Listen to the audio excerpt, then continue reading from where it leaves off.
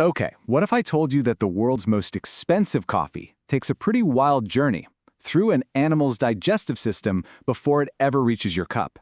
Yep, it's a real thing. It's called Kopi Luwak, and its story is, well, it's a lot more bizarre and complicated than you could probably imagine. Now, if that sounds vaguely familiar, it's probably because of the 2007 movie The Bucket List. That movie basically launched the super obscure delicacy into global fame. Jack Nicholson's character is just loving this coffee, only to have Morgan Freeman's character drop the bombshell about its unique origin story. And the craziest part? It's all true. But that just begs the question, right? What on earth could possibly happen inside an animal's stomach to make a coffee bean not just something people want to drink, but the most expensive coffee on the planet? To figure that out, we've got to go back and look at its pretty surprising history.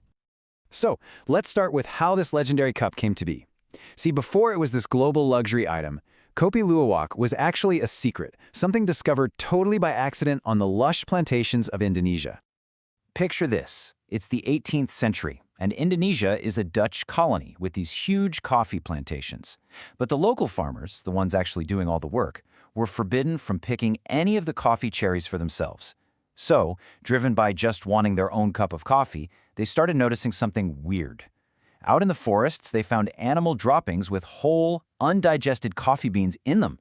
So they collected them, cleaned them up, roasted them, and what they discovered was this coffee that was smoother and richer than anything they'd ever tasted.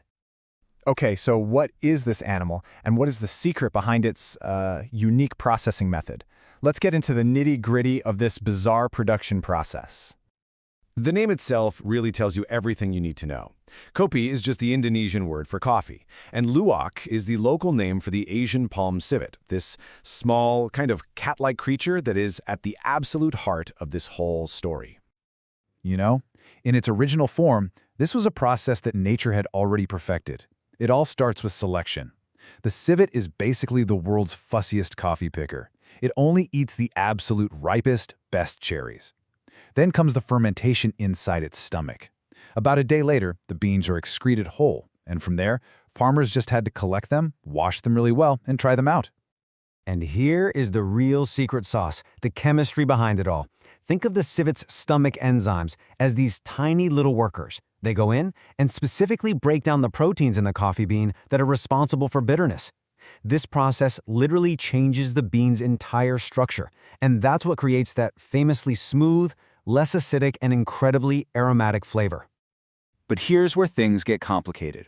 What started out as this really beautiful, symbiotic relationship between nature and people has, because of global demand, taken a really, really dark turn. I mean, the whole process has been completely flipped on its head. Originally, you had wild civets roaming free, choosing the best beans as just one part of their normal, varied diet. It was natural, and it was rare. Today, the reality for most Kopi Luwak production involves civets locked in cages, being force-fed a diet of nothing but coffee cherries, and often not even good ones. And the details are pretty grim. These animals are often kept in tiny, filthy cages. A diet of only coffee cherries is completely unnatural for them. It leads to all sorts of health problems, a ton of stress, and, sadly, often an early death. Not only that, but the quality of the coffee just tanks when the civets are being force-fed cheap, low-grade Robusta beans instead of getting to pick the best Arabica cherries for themselves. So all this industrialization really forces us to look beyond that crazy price tag and ask, what's the true cost of a cup of this coffee? And the price tag, of course, is just staggering. We're talking about authentic Kopi Luwak fetching up to $700 for a single kilogram. It's the definition of a luxury good. But here's the thing. That price doesn't really reflect a rare natural product anymore. Now it reflects a cruel industrialized process. And on top of the animal welfare issues, the quality is all over the place, and the market is absolutely flooded with fakes. So that $700 price, it's often hiding animal cruelty, poor quality, and sometimes it's not even the real thing to begin with. Which brings us to the final and, let's be honest, pretty bitter aftertaste of this story. It's a real ethical dilemma, where the incredible taste of the coffee just clashes head-on with the ugly reality of how it's made. You know, when our source author tasted the real deal, the authentic wild source stuff, the experience was unbelievable. It was described as just exceptionally smooth, full-bodied, sweet, with this fruity aroma and zero harsh bitterness. This is the cup of coffee that built the legend. And yet, even after tasting how amazing it was, the author's final conclusion is so powerful. Knowing what they now know about the widespread cruelty in the industry, they just flat out say they won't drink it again. The ethical price is simply too high to justify the taste. And that really leaves us with a challenging question, one that goes way beyond just one cup of coffee. As consumers, we have to ask ourselves, in a world full of complex supply chains, what is the true price of luxury?